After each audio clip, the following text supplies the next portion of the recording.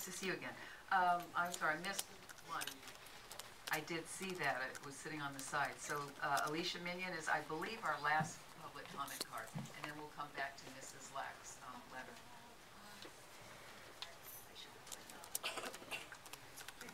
I didn't get training on that.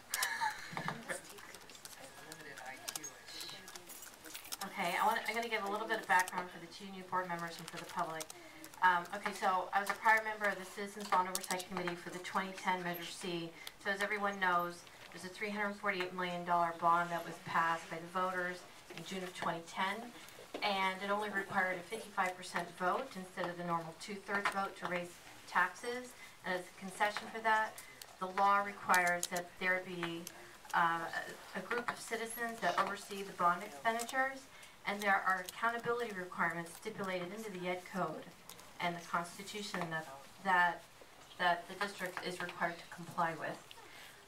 There, in my opinion, were several issues with respect to the 2010 Measure C.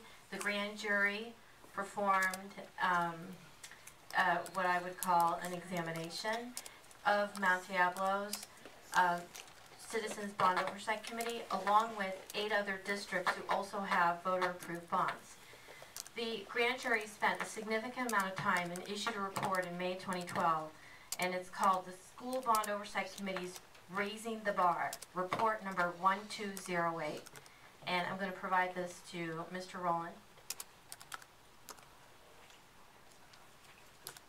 The grand jury had 16 findings and 12 recommendations.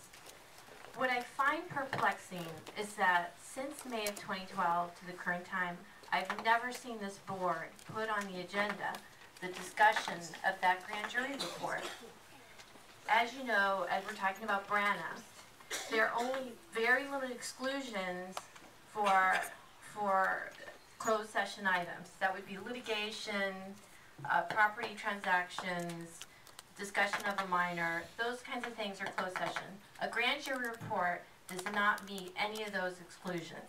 It must be discussed in a public open forum. And all the other school districts did so, except for this one. The other thing that I find disturbing is that grand jury report instructs that a copy of that report be provided to the CBOC, the Citizens Bond Oversight Committee. Also on their agenda, I've never seen this itemized or discussed.